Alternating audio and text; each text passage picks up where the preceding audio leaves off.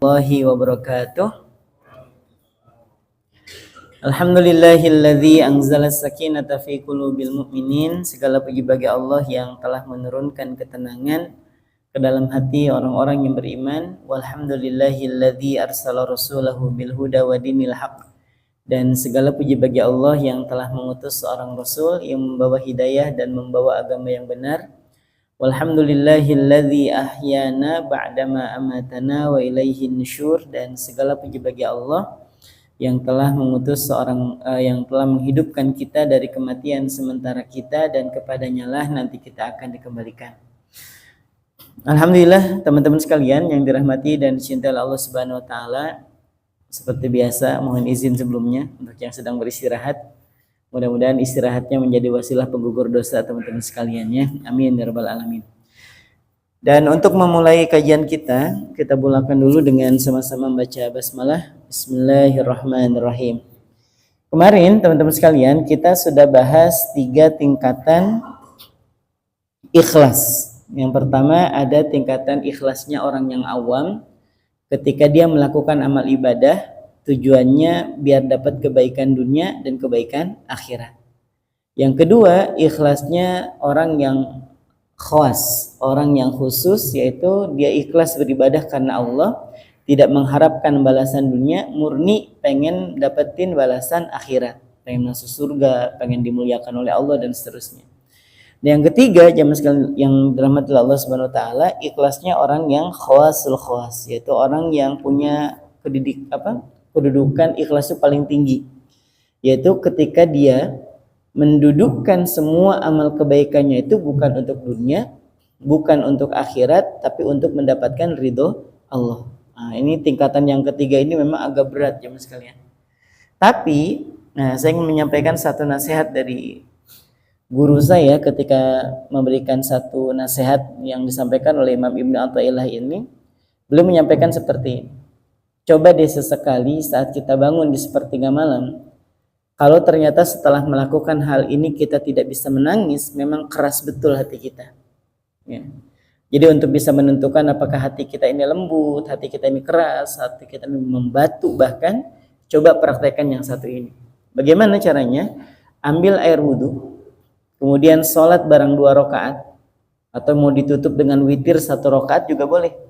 Sholat aja di sepertiga malam, bangun malam, sholat 2 rakaat, ditutup dengan witir 1 rakaat. Setelah itu bilang ke Allah gini, setelah kita memuji Allah dengan pujian-pujian yang baik, dengan menyebutkan Asmaul Husna, terus kita bilang, ya Allah, hamba bangun malam hari ini bukan meminta rezeki. Hamba bangun malam hari ini bukan juga minta masuk ke dalam surga. Tapi hamba malam ini bangun ya Allah, supaya engkau sayang dengan hamba. Supaya engkau sayang dengan hamba. Nah, kalau ternyata dengan kalimat-kalimat yang seperti ini atau yang semisal dengan ini tidak membuat kita menangis, memang hati kita keras. Hati kita ini keras. Kenapa? Berarti kita masih memang hati kita ini ketika beribadah tujuannya dunia aja terus bawaannya. Baru bangun malam kalau ada masalah. Mau sholat duha kalau ternyata rezekinya lagi seret gitu ya. Baru mau dekat sama Allah kalau ternyata urusan dunianya ada masalah. Nah, coba deh sesekali bangun malam dan minta sama Allah itu bukan minta surga, bukan minta nggak masuk ke dalam neraka, bukan minta supaya rezekinya banyak. Tapi ya Allah, malam ini hamba bangun supaya engkau sayang dengan hamba, supaya engkau cinta dengan hamba. Hamba tidak minta bagian dari dunia. Malam itu aja. Sekalipun kita nggak bisa melakukan ini setiap hari, paling tidak sekali-kali lah, sekali-sekali gitu kan, kita melakukan hal yang seperti itu. Baik, kita akan lanjutkan jamaah sekalian dari Allah Subhanahu wa taala, bahwa ikhlas itu yuktasabul ikhlasu bitadabburil ayat. Ikhlas itu diupayakan. Gak bisa ujug-ujug itu orang tuh bisa ikhlas. Kan kemarin saya sudah sampaikan, kalau kita baru pertama kali ke masjid bawa uang 100.000, kan biasanya kan bawa uang tuh yang ada gambar Kapiten Patimuranya, yang bawa-bawa parang tuh ya. Berapa itu? 1.000 ya. Atau penadi piring yang diwarna yang abu-abu yang gak jelas abu-abunya itu ya, 2.000-an misalnya. Nah, gak pernahnya bawa uang 100.000 ke masjid. Saya terlalu yakin bahwa untuk orang yang pertama kali datang ke masjid bawa 100.000 itu berdiri di depan kotak infaknya aja lama, Pak. lama ini, asli perang batin dulu kan. Masuk separuh tarik lagi, udah masuk sepertiga tarik lagi. Itu memang berat gitu kan, memang berat karena memang baru pertama kali. Sekiranya nggak ada CCTV, kita tarik memang uangnya gitu kan. Cuma kan ada CCTV, sudah malu gitu kan, masukin aja sudah. Nah jemaah sekalian, tapi kalau sudah terbiasa melakukan itu, maka biasa aja gitu. Maka akan biasa, karena memang ikhlas tuh nggak datang ujuk-ujuk, dia harus apa? Dilatih. Nah yuktasabul ikhlasu bitadabburil ayat. Nah ikhlas itu dilatih dengan cara apa? Dengan cara mentadabburi ayat-ayat Allah wal akhbar dan juga hadis-hadis Nabi Shallallahu Alaihi Wasallam fi targhibi dalam pujian untuk orang-orang yang ikhlas. Wa tarhibir riya dan juga mempelajari dari ayat dan hadis ini tentang apa? Ancaman untuk orang-orang yang melakukan amal dengan riya. Kemarin kita sudah bahas tuh ayatnya. Bahwa orang yang beramal itu melakukan amal tanpa ada ikhlas di dalamnya, bukan cuman tidak diterima, tapi juga mendapatkan ancaman neraka jahanam. Lalu kemudian jemaah sekalian, caranya seperti apa supaya kita ini bisa bisa ikhlas dalam beramal, apapun amalnya, mau sholat, mau puasa, sedekah, umroh, haji, apapun amalnya ya, bantu orang lain misalnya. Gimana biar ikhlas? Tadi satu yang pertama, memperbanyak mentadaburi ayat-ayat yang menggambarkan kegembiraan orang yang beramal dengan ikhlas, dan juga merenungi ayat-ayat yang mengancam orang-orang beramal tanpa ikhlas. Masih ingat 3 orang yang pernah saya ceritakan, yang 3 orang ini punya amalan ahli surga semuanya. Inna awwalan nas yuqda yaumal qiyamah. Sesungguhnya ada orang-orang yang pertama kali akan dihisab oleh Allah pada hari kiamat. 3 orang ini kata Nabi. Siapa yang pertama? Rajulun ustusyhida, yaitu orang yang mati syahid. Keren orang mati syahid itu. Orang mati syahid itu semua dosanya diampuni. Dia akan masuk surga barengan sama Nabi, dan dia mampu diberikan kesempatan untuk memberikan syafaat kepada keluarganya. Keutamanya sekeren itu orang syahid itu. Yang kedua kata Nabi, yaitu orang yang qari juga alim, sudah hobi baca Quran. Dia juga menjadi orang yang cerdas, orang yang alim. Yang ketiga adalah orang yang rajin sedekah. Nah, ini 3 orang ini, jemaah sekalian, orang dermawan ini, 3-tiganya itu kata Nabi nyemplungnya ke neraka. Padahal orang yang pertama itu adalah orang yang mati syahid. Ketika didatangkan oleh Allah pada hari kiamat, ditanya sama Allah, engkau melakukan apa dengan semua kebaikan-kebaikanku itu? Dia mengatakan, ya Allah, aku pergi berjihad dan aku terbunuh karena engkau. Allah bilang, kadzabta, dusta, bohong. Kepergianmu ke medan jihad bukan untukku, kata Allah. Engkau hanya ingin disebut sebagai orang yang pemberani, engkau pengen disebut sebagai seorang pahlawan. Allah bilang, seret, telungkupkan wajahnya, lemparkan dia ke neraka. 1 udah masuk ke dalam neraka. 2 juga sama. Orang yang alim juga qari ini ketika ditanya ngapain aja di dunia, aku belajar ya Allah, aku ngajarin kebaikan sama orang. Aku juga hobi baca Quran untuk engkau ya Allah, kata Allah, dusta, bohong. Telungkupkan dan seret wajahnya dan lemparkan dia ke neraka. Allah memerintahkan kepada malaikat untuk melakukan itu. Sehoror itu ternyata ya. Karena memang dia melakukannya bukan karena Allah, tapi untuk apa? Mendapatkan pujian dari makhluk supaya dikenal sebagai seorang ustadz, kiai, orang pinter gitu kan, atau sebagai orang yang hobi baca Quran. Nah, yang ketiga adalah orang yang dermawan. Sama gitu, ketika Allah tanya ngapain aja di dunia, dia mengatakan, ya Allah, ku belanjakan hartaku itu di jalan engkau, ku sedekahkan semuanya untuk engkau ya Allah. Dan kata Allah, kadzabta, kau dusta lagi. Engkau ketika memberikan kebaikan kepada orang yang mendermakan harta itu bukan untukku, kata Allah, tapi engkau ingin disebut sebagai orang yang dermawan. Ini kalau bahasa kitanya, orang yang sedang berdialog dengan Allah ini, ketika Allah menyampaikan, kamu tuh beramal bukan untukku, kamu beramal hanya untuk mendapatkan pujian dari makhluk. Mungkin dia akan mengatakan, iya lagi, ya gitu kan, iya lagi, ya. Pokoknya iya lagi, pokoknya. Ketika Allah tanya dengan tanya yang balik gitu kan, dia akan mengatakan, iya ya Allah. Memang seperti itu keadaannya. Nah ternyata ikhlas itu perlu dilatih. Yang kedua, cara melatih ikhlas supaya kita bisa beramal dengan ikhlas itu, bi-ikhfa'i, dengan cara menyamarkan amal. Atau sekalian, wa kitmani a'mali sholihat, disembunyikan sekalian. Nih, gini gambarannya.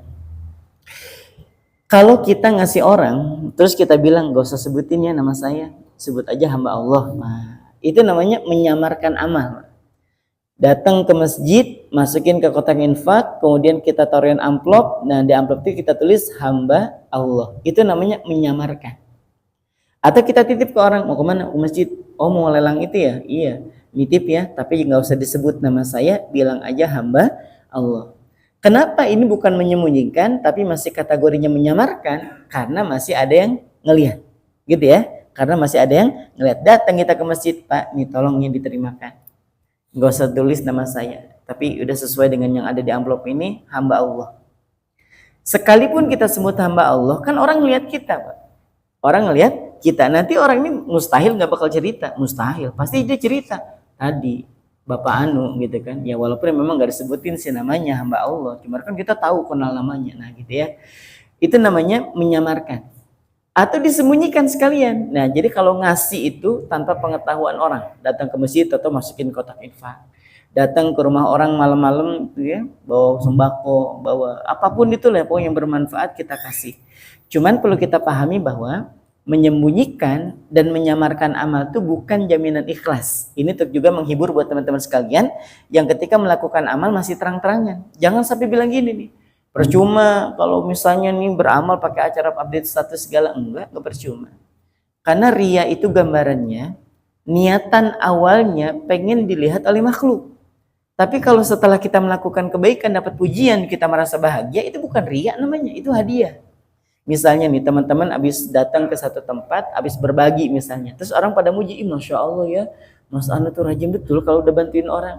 Terus kita ngerasa iya ya, emang iya sih gitu ya, ngerasa kayak bahagia. Itu bukan ria, itu adalah hadiah buat orang yang beriman ketika melakukan kebaikan. Ada nggak hadisnya? Ada. Idza sarratka hasanatuka wa sa'atka sayyi'atuka fa anta mu'min. Ketika hatimu merasa bahagia setelah melakukan kebaikan, pokoknya nih Allah hadirkan kebahagiaan itu entah itu langsung atau melalui lisan orang.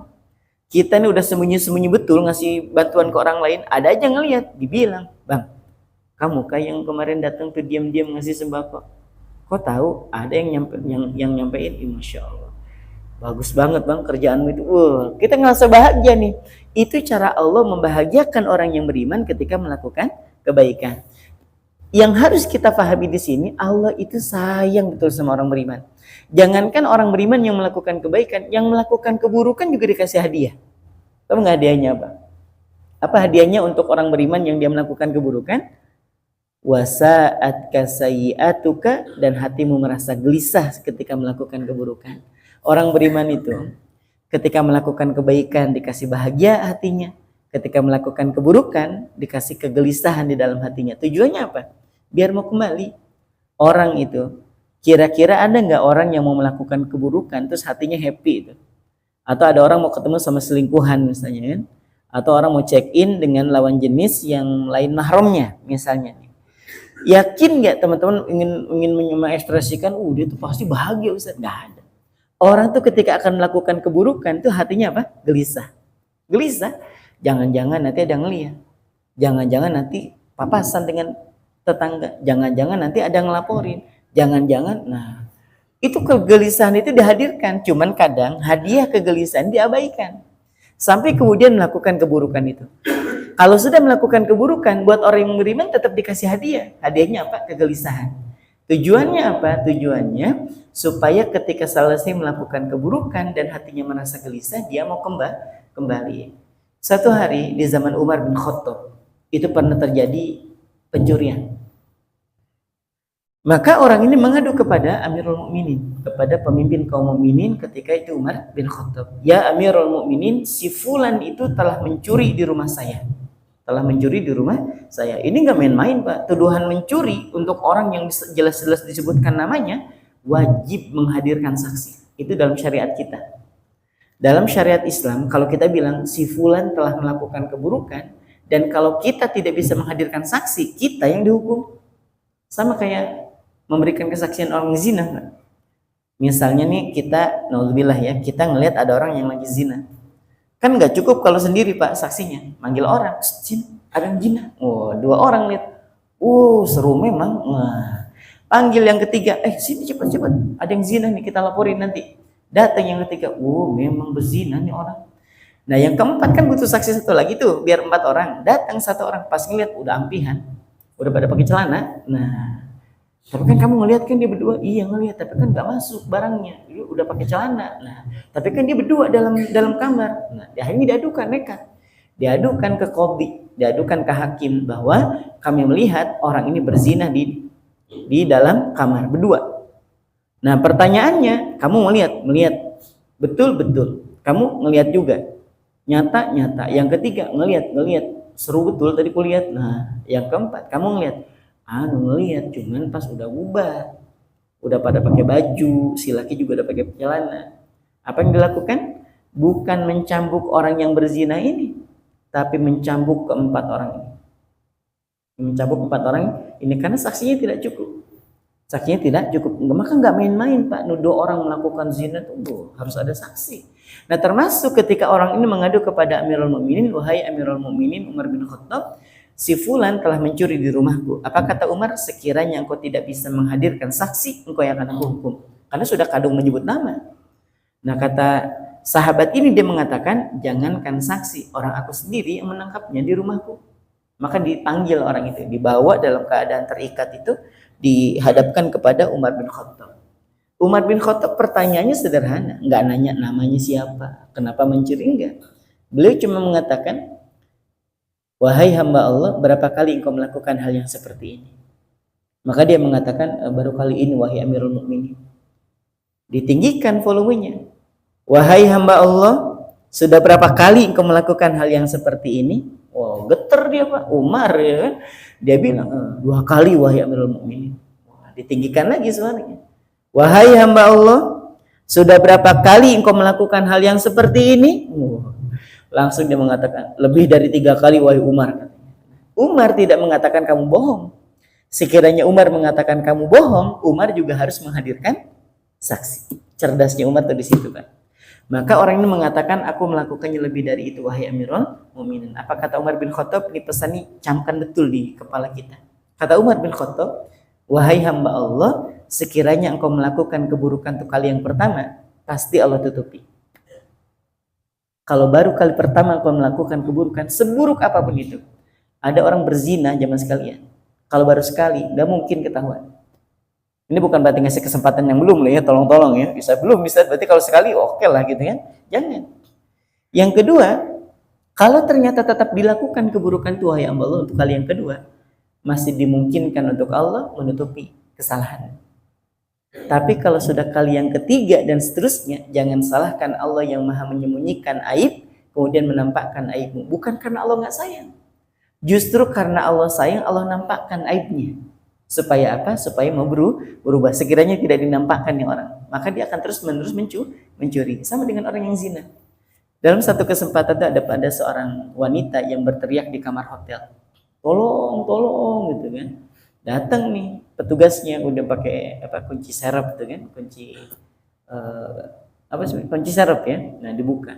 Kenapa si perempuan ini minta tolong? Karena di atasnya ada laki-laki yang sudah tua, yang bukan mahramnya dalam keadaan telanjang, dan dua-duanya dalam keadaan telanjang dan dalam keadaan mati. Jadi si laki-laki ini berada persis di atas badannya dalam keadaan mati.